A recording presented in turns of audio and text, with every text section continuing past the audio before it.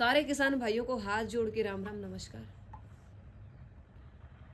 साथियों, कुछ दिन से एक पोस्टर वायरल किया जाने लग रहा है जिसके अंदर हमारे गांव का भाई जो चेयरमैन बन के आया उसके विजय जुलूस के अंदर मैं शामिल हूं और सभी पार्टियों के लोग वहां शामिल हैं। तो लोग दावा करने लग रहे हैं कि रिमन ने बीजेपी पार्टी को ज्वाइन कर लिया है। मैं एक बात साफ तौर पर आप लोगों को बता देना चाहती हूँ, राजनीति ना तो हमने कभी की और ना ही करने का हमारा इरादा है। और बीजेपी की पार्टी की नीतियों के हम हमेशा विरोध में रहे हैं और आगे भी यदि वो लोग गलत करेंगे तो हम उनके विरोध में रहेंगे। आप लोगों की जानकारी के लिए बता दूं, हरियाणा में ब्लॉक समिति, जिला परिषद और सरपंच के जो चुनाव हुए वो लगभग बिना किसी सिंबल के, बिना किसी पार्टी के सिंबल के लड़े गए और बीजेपी पार्टी की लगभग हार हुई है। हमारे गांव में भी बीडीसी मेंबर आज़ाद उम्मीदवार के रूप में मैदान में उतरे और उन्होंने जीत हासिल की। जो लोग इस पोस्टर को वायरल करने लग रहे हैं, मैं उन लोगों को एक बात बता देना चाहती हूँ, षड्यंत्रकारियों का काम कीचड़ उछालना होता है। जिस तरीके से सावित्रीबाई फूले ने महिलाओं की शिक्षा की अलख जगाई थी, उसके परिवार ने उसको घर से निकाल दिया था, लोगों ने उसके ऊपर कीचड़ और पत्थर उछाले थे, लेकिन आज सावित्रीबाई फूले को इतिहास मानता है। आज इतिहास गवाही देता है कि सावित्रीबाई फूले ने जो शुरुआत की थी, आज वो एक अलख बन करके पूरी महिलाओं के जीवन के अंदर एक जीवन को बदलने का काम उन्होंने किया है।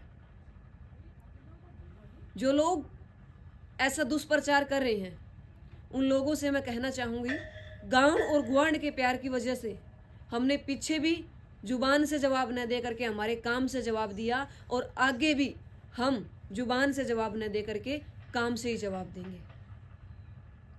रही बात पोस्टर की, पूरा गांव इतना प्यार करता है कि उस विजयी जुलूस के अंदर मुझे भी बुलाया गया, गांव की एक बेटी होने के नाते।